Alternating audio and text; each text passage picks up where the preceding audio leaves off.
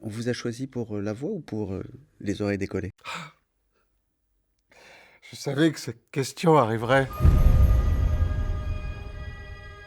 Mon fils de 9 ans adore cette histoire et Roald Dahl, je connais Roald Dahl parce que j'ai fait des voix il y a très longtemps, de petites histoires de Roald Dahl. C'est très poétique, c'est très émouvant, ça va bien à Spielberg. Moi, enfant, j'ai été émerveillé par E.T. et on retrouve un peu cette ambiance-là.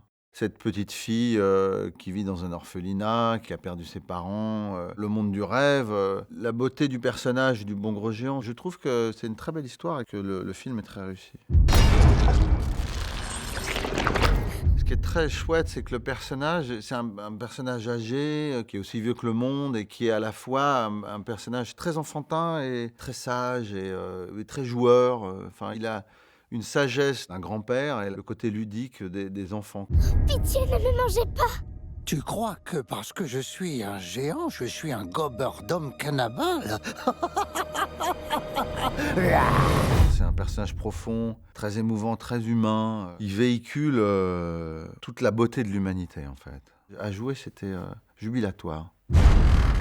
Croqueur d'os, mâche mioche, bave bidoche, gobe gésier et le garçon boucher.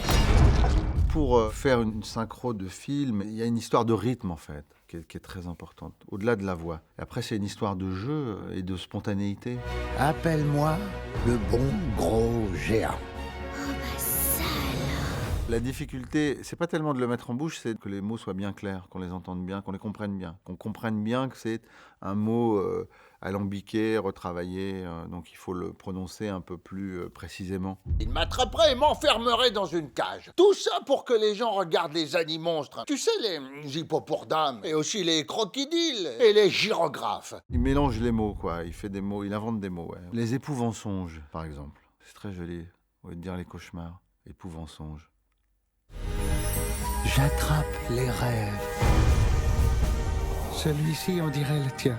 Ce qu'on fait, c'est qu'on double bobine par bobine et on revient toujours aux premières bobines parce que la voix évolue un peu, on s'attache au personnage. Ma voix se patine et s'adapte au fil du doublage. Il y a du rire, des moments durs, des moments doux. Alors retiens tes poumons, croise tes bouts de doigts et on fonce.